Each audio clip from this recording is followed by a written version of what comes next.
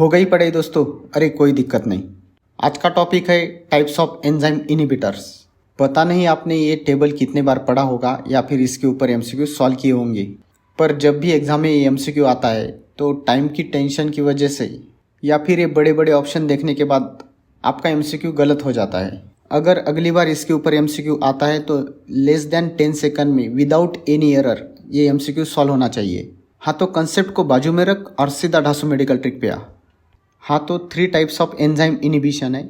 एक है competitive inhibition, दूसरा है नॉन कॉम्पिटेटिव इनिबिशन यानी कि मिक्स इनिबिशन, और तीसरा है अनकॉम्पिटेटिव इनिबिशन। अब पूरे टेबल में आपको पता चलेगा एक ही ऐसा एरो है जो ऊपर जा रहा है यानी कि इंक्रीज हो रहा है, वो भी कॉम्पिटेटिव इनिबिशन में। कौन सा एरो जा रहा है ऊपर? Km का। Km यानी कि सबस्ट्रेट कॉन्सेंट्रेशन। बाकी के जो पूरे बॉक्स है एक तो सेम है या फिर डिक्रीज इन एरो दिखा रहे हैं। हाँ, तो पहले प्रकार पे आते हैं कॉम्पिटेटिव इनिबिशन। इसमें क्या है, एक इंक्रीज होता है और एक अनचेंज होता है यानी कि सेम होता है। हाँ, तो इतना तो पता चल गया कि कॉम्पिटेटिव इनिबिशन में एक एरो इंक्रीज होता है। बस ये याद नहीं रहता एग्जाम के वक्त कि वो एरो Km वाला इंक्रीज हो रहा था या फिर Vmax वाला। हाँ, तो इसकी ट्रिक इसके नाम में ही है। क्या नाम है इसका? Competitive inhibition. ज़रूरी थोड़ी है इसका स्पेलिंग COMPETATIVE होगा। इसका स्पेलिंग ऐसा भी हो सकता है KOMPETATIVE। सॉरी गाइज, इसमें मैंने TATIVE बोला है instead of TITIVE। It doesn't matter, हमें बस पहले 3 लेटर पे फोकस करना है। तो इसके स्पेलिंग में K भी आ रहा है और M भी आ रहा है। तो K और M ये लेटर आपको इंडिकेट करता है या फिर आपको याद आना चाहिए कॉम्पिटेटिव स्पेलिंग देखने के बाद कि Km इंक्रीज हो रहा है बोल के। बाकी का बचा वाला क्या रहेगा? Vmax वो सेम रहेगा। तो कॉम्पिटेटिव में Km इंक्रीज होता है, Vmax same. As simple as that. खत्म, टाटा बाय बाय। अब आपको डिफ्रेंशिएट करना है कॉम्पिटेटिव इनिबिशन में और नॉन कॉम्पिटेटिव इनिबिशन में। तो ये भी सिंपल है। कॉम्पिटेटिव इनिबिशन यानी कि कंपटीशन वाली एग्जाम यानी कि NEET PG. Non competitive inhibition यानी कि non competitive exam, for example FMG। जो नीट पीजी है यानी कि कॉम्पिटेटिव एग्जाम जो है उसमें आपको कोई क्राइटेरिया नहीं रहता, पासिंग क्राइटेरिया। आपको मेरिट लाना पड़ता है यानी कि कंपटीशन ज़्यादा है यानी कि Km ज़्यादा है। मैंने तो बोला Km यानी कि कंपटीशन। हाँ, तो कॉम्पिटेटिव एग्जाम कौन सी है? NEET PG. उसमें Km इंक्रीज रहेगा, कंपटीशन इंक्रीज रहेगा।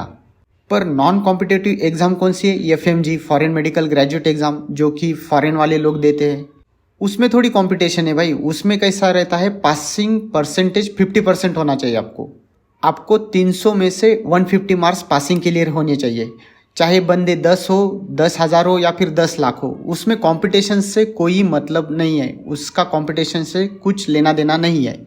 कंपटीशन चेंज नहीं है, अनचेंज है। ओके, किसमें? नॉन कॉम्पिटेटिव एग्जाम में यानी कि नॉन कॉम्पिटेटिव इनिबिशन में Km सेम है, अनचेंज है।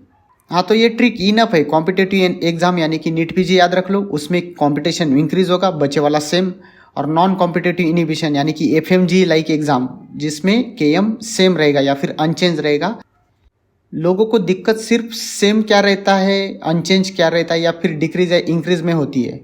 अब इसमें एरो इंक्रीज तो नहीं रहेगा, इसमें कंपटीशन ही नहीं है, बचे वाला एरो डिक्रीज हो जाएगा। और क्या सेम रहेगा, क्या अनचेंज रहेगा? Km यानी कि कंपटीशन सेम रहेगा।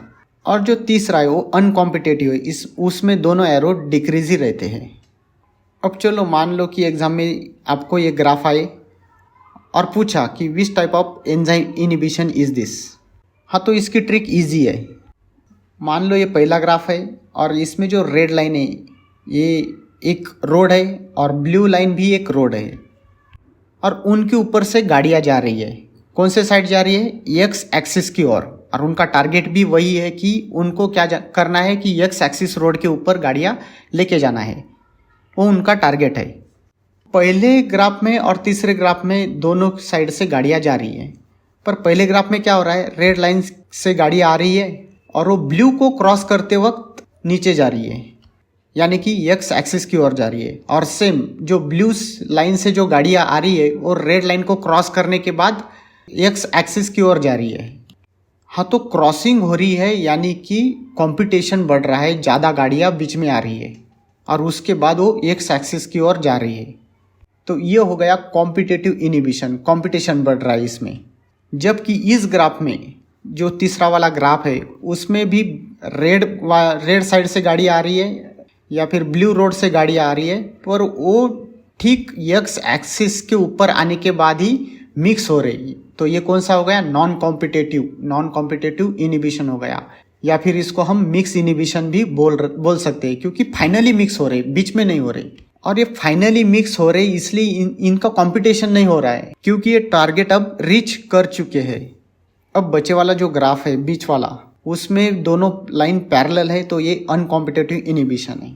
हाँ, तो एग्जाम में आपको अगर मान लो ऐसा एमसीक्यू दिया कि true about competitive inhibition with first order kinetics, और आपके सामने ये ऑप्शन रख दिए, भाई मैंने तो बोला था कॉम्पिटेटिव इनिबिशन यानी कि KOM, तो KM इंक्रीज होगा, तो KM इंक्रीज वाला ऑप्शन आपको ढूंढना है। और आपको पता है KM इंक्रीज एक ही चीज में होता है, वो भी कॉम्पिटेटिव इनिबिशन में ही होता है।